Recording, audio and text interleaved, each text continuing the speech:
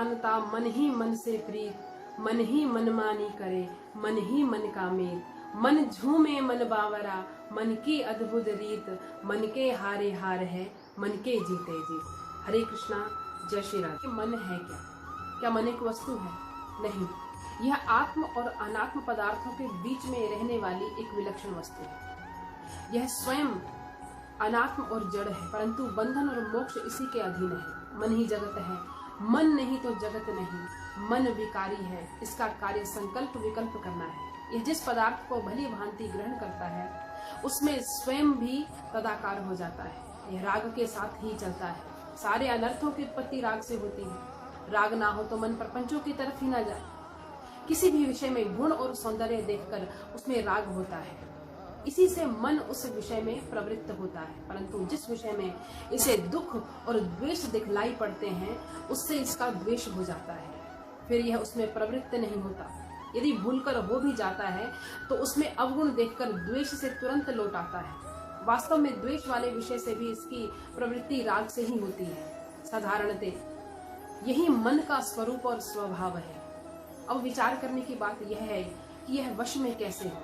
इसके लिए भगवान ने जो उपाय बतलाए हैं वह कौन से हैं? वह है अभ्यास और वैराग्य। मनोविज्ञान में भी मनुष्य के मन को अलग अलग भागों में देखा जाता है। मुख्य रूप से मन के दो भाग हैं, चेतन मन कॉन्शियस माइंड, अवचेतन मन सबकॉन्शियस माइंड। मनोविज्ञान की इस अवधारणा को समझकर हम अपने जीवन में एक बड़ा परिवर्तन ला सकते हैं। चेतन मन हमारी चेतन या सक्रिय अवस्था है, जिसमें हम सोच विचार और तर्क के आधार पर निर्णय लेते हैं या कोई कार्य करते हैं। अवचेतन मन तर्क एवं सोच विचार के निर्णय नहीं लेना, बल्कि यह हमारे पिछले अनुभवों एवं धारणाओं के आधार पर स्वचालित तरीके से कार्य करता है। चेतन मन हमारी जागृत अवस्था में ही काम करता है, लेकिन अवचेतन मन जब हम सो जाते हैं उसके बाद भी काम करता है। यानी कि अवचेतन मन 24 घंटे काम करता है। जब तक मन अपने वश में ना हो तब तक उसे अपना शत्रु समझना चाहिए और शत्रु की तरह उसके हर एक कार्य की कड़ी निगरानी रखनी चाहिए। जब यह कोई अनुचित विचार वे कार्य करने लगे उसी वक्त उसे धिक्कारना चाहिए। उसकी खातिर वे लिहाज भूलकर भी नहीं करनी चाहिए। यद्यपि यह बड़ा बलवान है, कई बार इससे हारना पड़ेगा, परंतु साहस नहीं छोड़ना चाहिए।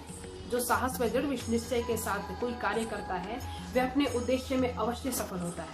यह मन बड़ा चतुर भी है, अतएव कभी यह डराए ललचाए अनेक रंग बतलाए, परंतु कभी इसके धोखे में मत आना। इस प्रकार कुछ दिनों में उसका साहस टूटकर सीधा साधा आपकी आज्ञा पालन करने वाला विश्वासी सेवक बन जाएगा।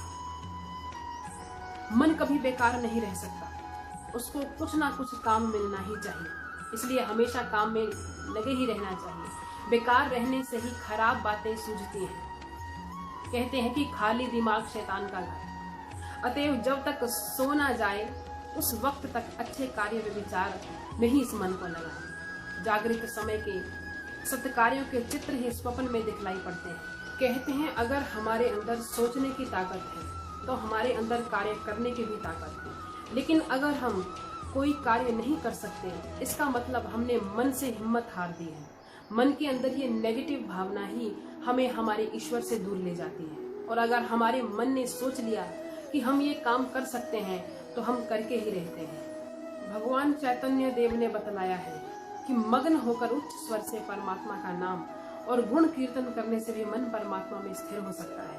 भक्त जब प्रभु का नाम कीर्तन करते गदगद कंठ रोमांचित और अश्रुपूर्ण नेत्रों में प्रेमावेश हो अपने आप को सर्वथा भुलाकर केवल प्रेमिक परमात्मा के रूप में तन्मयता प्राप्त कर लेता है, तब भला मन को जीतने में और कौन सी बात बाकी रह जाती है। अतएव भगवान का प्रेम पूर्वक नाम कीर्तन करना मन पर विजय पाने का एक अत्युत्तम साधन है। इस प्रकार मन को रोककर परमात्मा में लगाने के अनेक साधन और युक्तियां हैं। इनमें से या अन्य किसी भी युक्ति से किसी प्रकार से भी मन को विषय से हटाकर परमात्मा में लगाने की पूरी चेष्टा करनी चाहिए। मन को स्थिर किए बिना कोई भी साधन नहीं हो सकता। अतएव प्राणायाम से मन को स्थिर करने का प्रयत्न करना चाहिए। अब तक जो इस मन को स्थिर कर सके हैं वही आत्मा में भगवान श्याम सुंदर के दर्शन कर अपना जन्म और जीवन सफल कर सके। यही योग साधन का चरम फल अथवा यही परम योग है।